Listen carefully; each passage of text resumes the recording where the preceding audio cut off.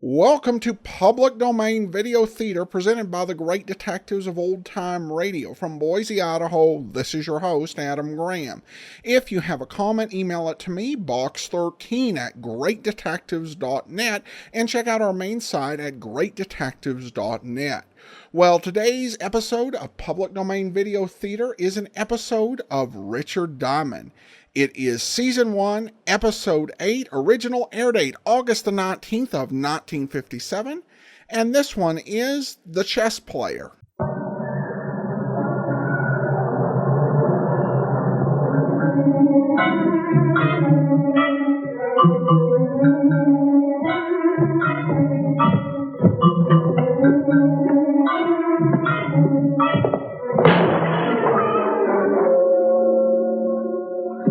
Are you all right? Yes, Mildred, I'm all right. Will you stop fussing over me? We could have been killed. Well, we weren't. Let's get the manager to check all the rooms on this side of the hotel. Maybe we can find out who did it. Mildred, I told you before I don't want to hear any more of your neurotic suspicions. That was an accident, and that's all there is to it. But what about all those other accidents? You've had too many near misses lately, and... I told you before we aren't going to discuss it anymore. Now, for the last time, those were accidents. Understand? Accidents. My relatives may not love me, but they are decidedly not trying to kill me.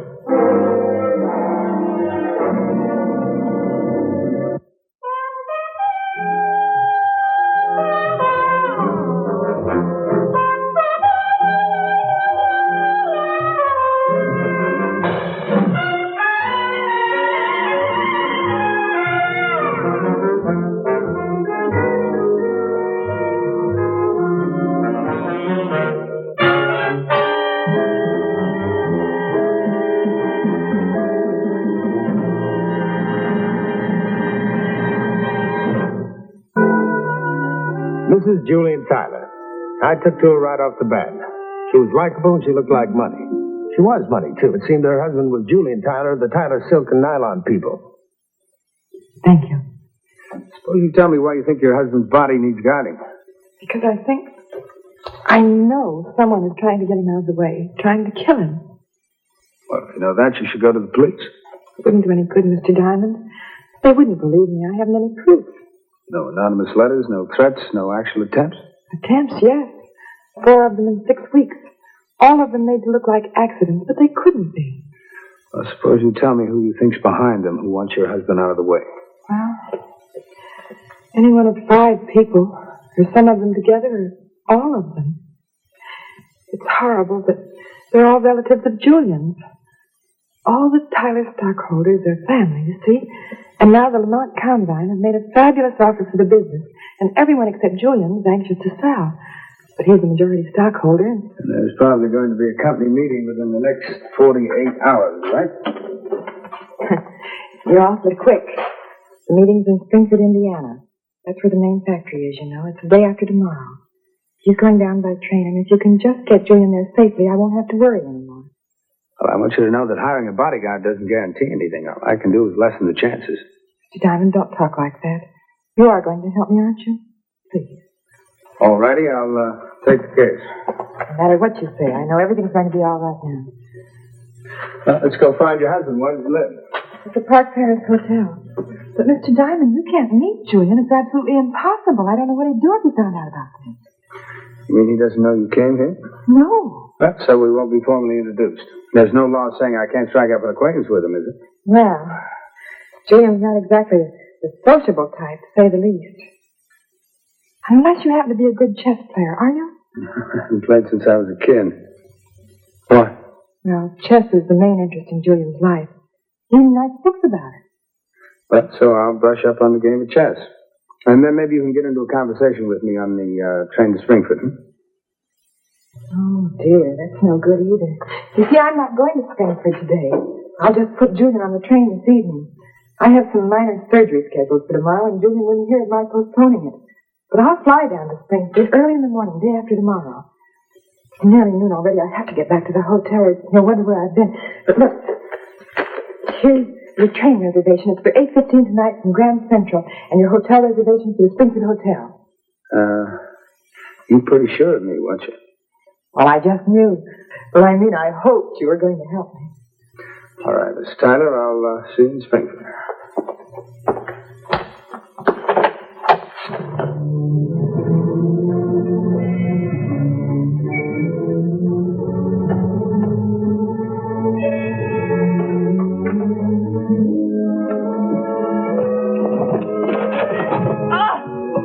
Excuse me, Mrs. Tyler. How clumsy of me.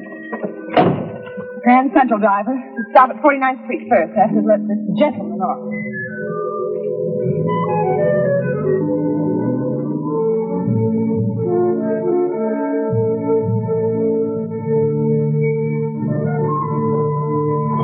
Well, thank you for the lift.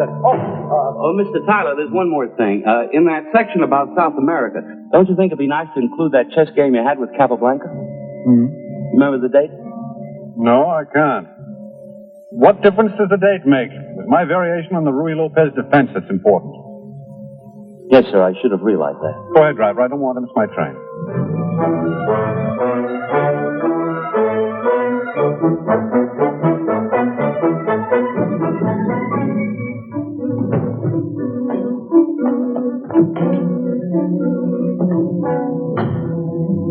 $8.15 for Springfield. Go on, here. I'll pay. How much do I owe you? $3.50, man.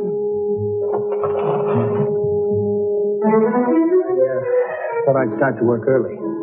Cab rides can be risky. For instance, who was your passenger? Oh, that was just Norman Devitt. Who's Norman Devitt?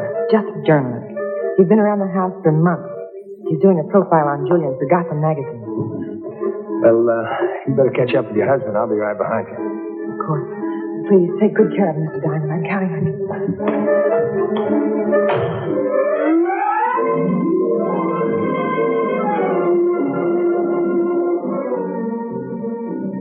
Well, I was in luck. Only 30 miles out of New York, and I had him nibbling at the bait. But keeping Julian safe from the rest of the Tyler clan wasn't going to be an easy job. Mrs. Tyler had pointed out 3 of Julian's relatives to me in the station. For instance, Araminta Tyler. Not exactly my idea of a charming woman. And Thaddeus Tyler. Well, maybe he was a little out of condition, but nevertheless not the kind of man I'd care to turn my back on. The third member of the trio, Colin Tyler, hadn't yet put in an appearance. And then I got my first taste of how tough it is to be a bodyguard when the body doesn't know it's being guarded. It was a real long shot that there was anything wrong with that drink, but in this case, I just couldn't afford to take any chances. Oh, for goodness sake. Mister, look where you're going, will you? What's the matter? Well, look all over. Hold it, will you? Oh, that is not funny, Julian. No, not a bit funny. Come, Araminta.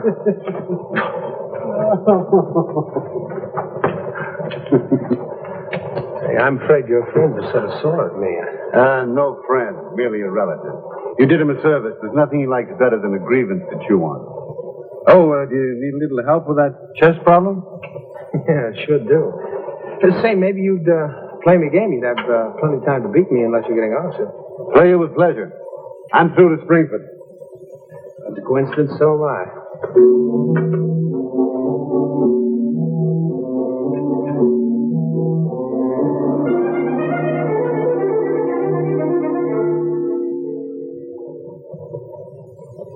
Could you spare me a moment, Julian? Improbable. I'm busy. Well, that's all right. I don't mind. Oh, this is Colin, another one of my annoying relations. I'm sure your friend would forgive me if we talk business for a moment. He might, I wouldn't. Won't you ever realize there are more important things in life than these schoolboy games? Possibly, but you're not one of them. Araminta is right. You're getting more impossible every day. Relatives. Confounded nuisance. I move? Yes.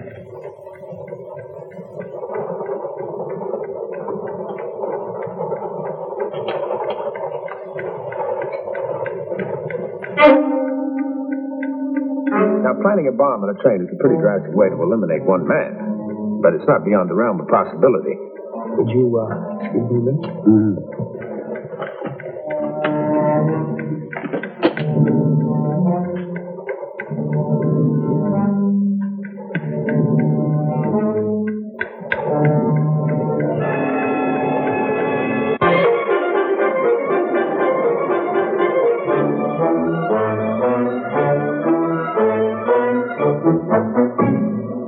too fast for me to see, but if it went off, it wasn't going to hurt me one way out there.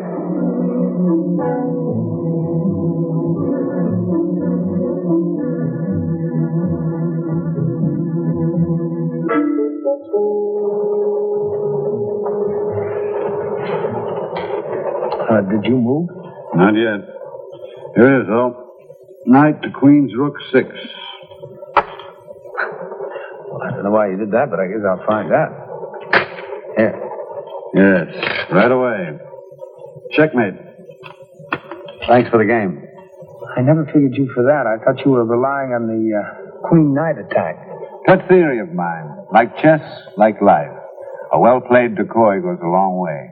In both. Where's my package? I left it here by this chair, right there. When I was talking to you, Julian, I remember distinctly. Well, come on now. One of you must have seen it. Where is it? I didn't see any package, did you? Wrong place, nothing here. This is preposterous. I know this is where I left it. If this is one of your jokes, Julian, it's very far from funny. You know what was in that box? Gold bullion? A new 8-day clock for Aunt Gertrude's birthday. A beautiful thing. $300 at Debrett. Well, nothing else happened on the train except that Colin Tyler nearly tore it apart looking for his package. We got into Springford on time and were in the hotel by noon.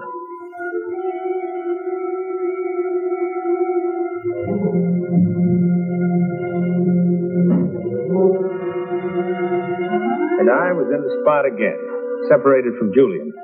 My room was on the second floor, and he had a bungalow. I certainly wasn't happy that he was separated from the main building. The bungalow was a much easier place to commit any sort of skullduggery. After all, there was nothing to stop the clan member who was after Julian from having hired a thug or two.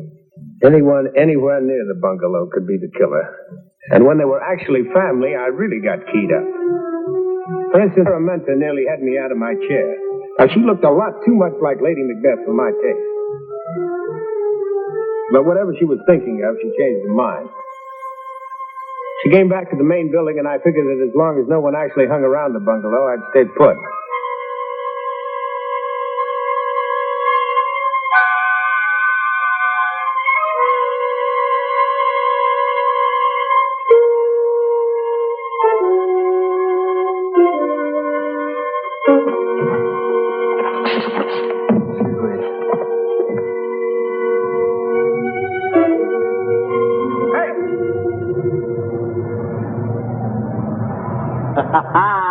Bert, you early. Oh, Richard, I hit the airport just on time. Good, come on. Drobnik is my name. Professor Stanislav Drobnik from Prague, yes? From Prague, I don't know, Bertie. The tie and the hat. Well, for a refugee from Middle Europe? Oh, things have come to a pretty pass if Warburton Flagg's character wardrobe is to be criticized by a fly-by-night private eye. Who happens to be your employer, don't forget that. Merely between engagements, old boy. Hey, do you realize you were more than usually cryptic on the phone this morning? Hadn't you better brief me on my part? Yeah, Professor, if you'll join me, I want to watch the cottage. Oh.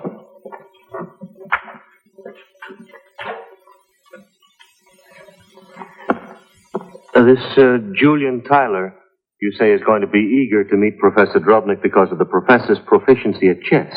Yeah, if I give him the build-up, he'll trip over himself to get to you. My dear boy, my ignorance of the game is abysmal. Shouldn't I have a rehearsal? No, that's not necessary, but all you have to do is stall. Just remember, you can take up to an hour to make a move in chess. Really? Yeah.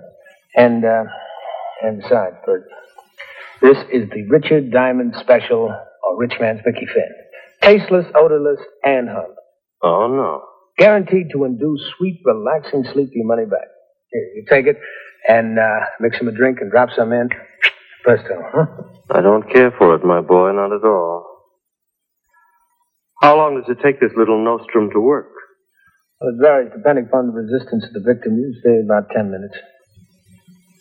Were it not for the lure of the filthy lucre, I'd have no part of it. Richard, a small inner voice is warning me. Oh, your money back? Well, since you put it that way. Professor, I think you'd better run along. I'm going to stay here and watch a while. Oh.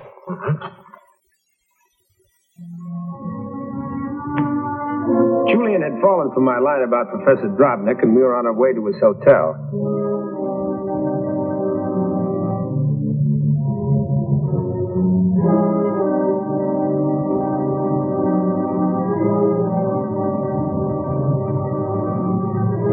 Bad news? No, sugar. I'd had dinner with Julian and stuck closer to him than a brother. No one, not even any clan members, had spoken to him. But I don't think our exit went unobserved.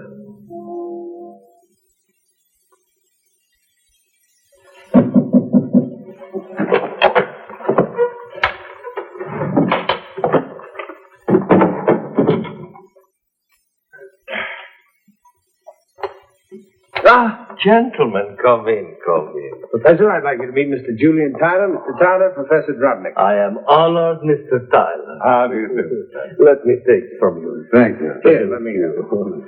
Oh, that's excellent. Good to see you, Richard. Won't you come and sit here, Mr. Tyler? Thank you.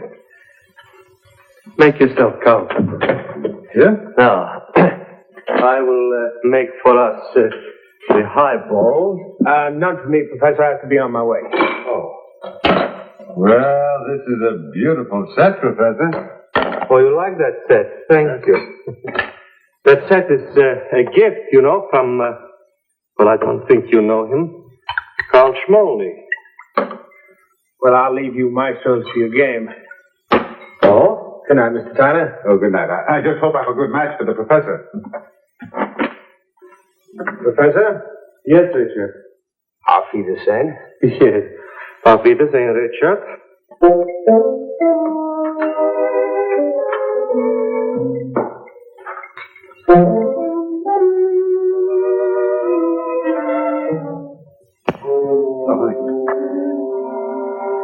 Now, first, we drink a toast, to the great and glorious game.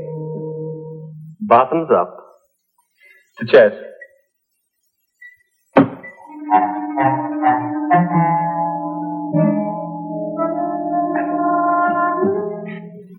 It wouldn't have been much use getting Julian out of the hotel unless the enemy was made to think he'd come back. That was why I borrowed his gear. Good night, Julian.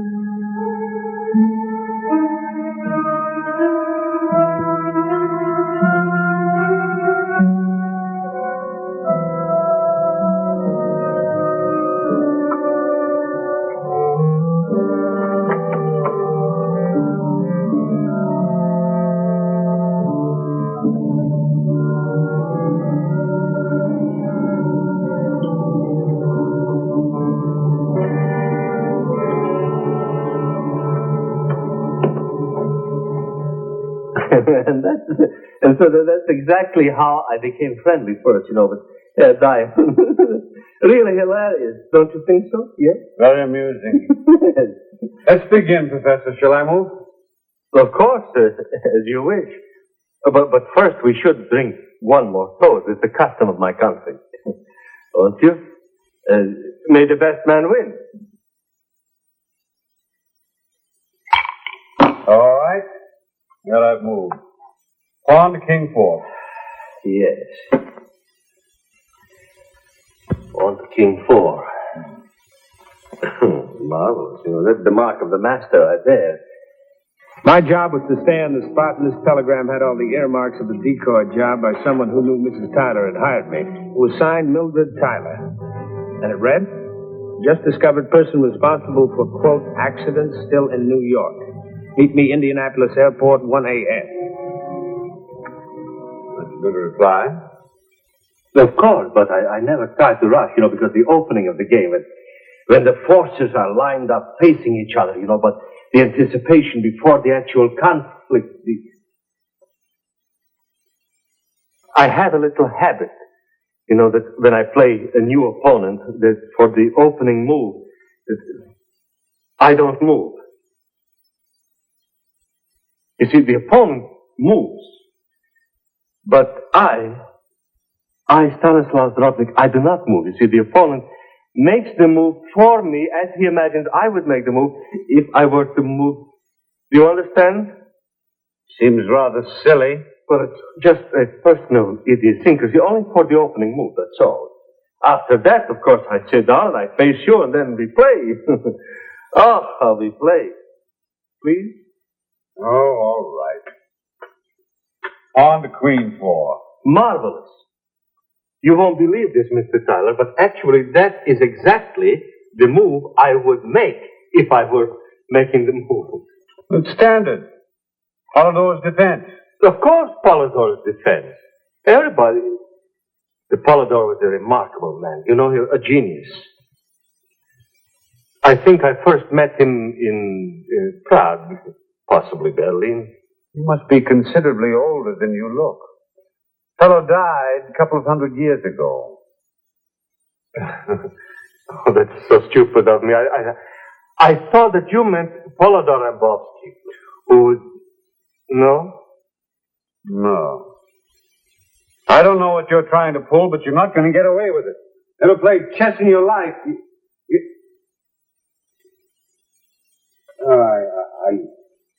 I think...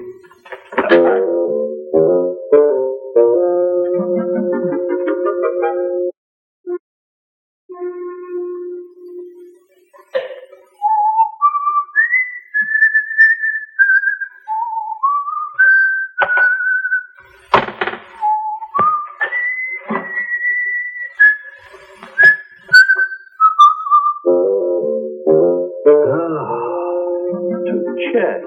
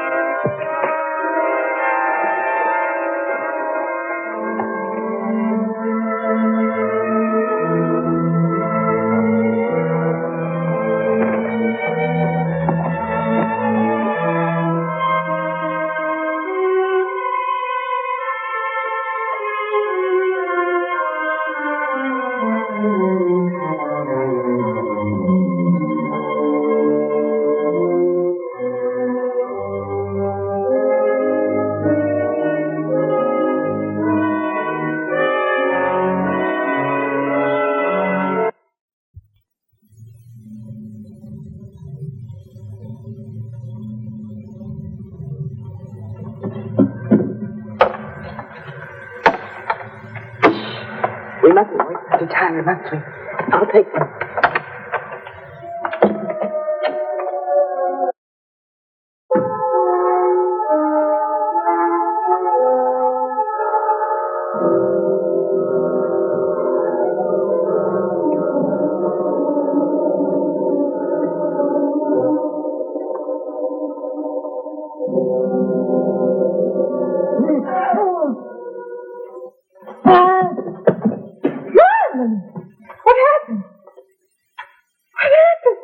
Shut up and get my hands outside.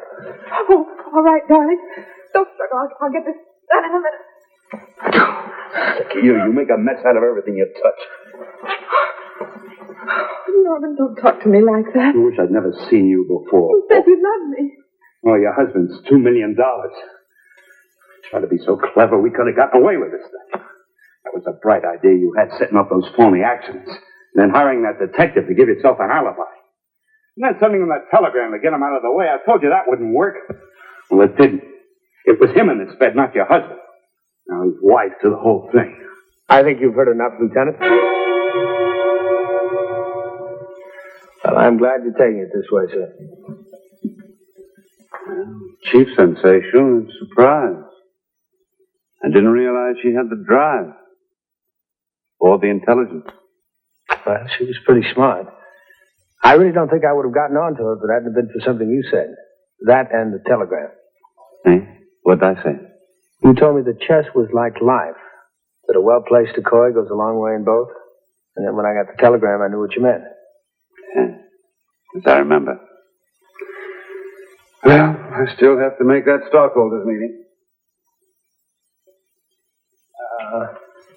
Mr. Tyler, there's just one little thing. I hate to bring it up, but it's my bill. $500?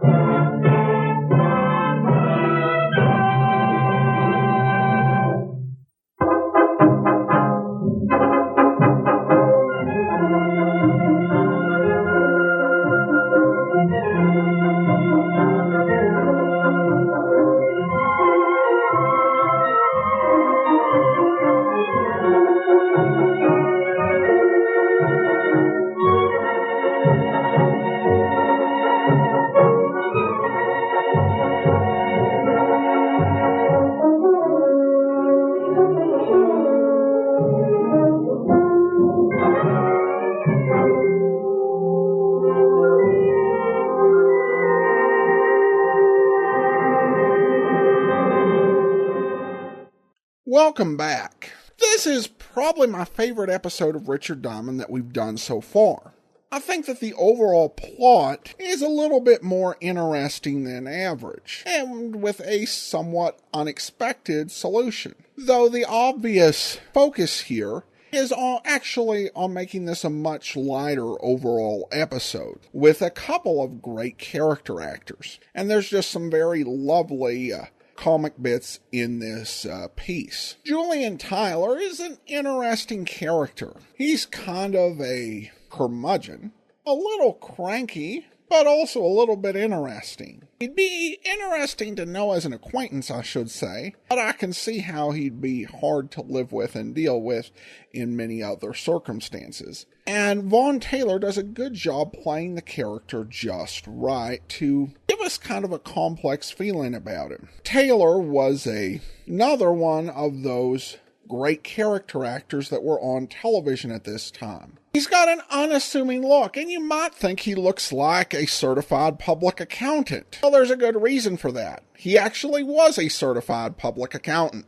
Though what really makes this episode, and what's the huge highlight, is the performance of Lawrence Dobkin. His actor pretending to be a chess master is really funny and reflects how really good he was. If you've listened to the radio side, you've heard the name Lawrence Dobkin a lot. He could be a lead actor, like he was in Ellery Queen. He played Archie Goodwin, but he could also play the comic sidekick, as he often did for Vincent Price in The Saint. And he could also play the bad guys. Really great versatility and an ability to adapt. Dobkin was even more versatile beyond just his acting in terms of overall talent. If you watch classic television much, you'll see a lot of directing credits for Lawrence Dobkin. According to IMDb, he has 80 different credits, which began in 1958, the year after this episode was made. He even wrote a few TV episodes as well. Just a great overall talent who could do whatever was called on, and definitely makes this episode very enjoyable to watch. Alright, well that will do it for... Join us back here next time for another episode of Public Domain Video Theater. In the meantime, send your comments to box13 at greatdetectives.net. Follow us on Twitter at Radio Detectives and become one of our friends on Facebook, facebook.com/Radio Detectives. And if you like these videos, you can become one of our patrons at patreon.com/Radio Detectives. From Boise, Idaho, this is your host, Adam Graham, signing off.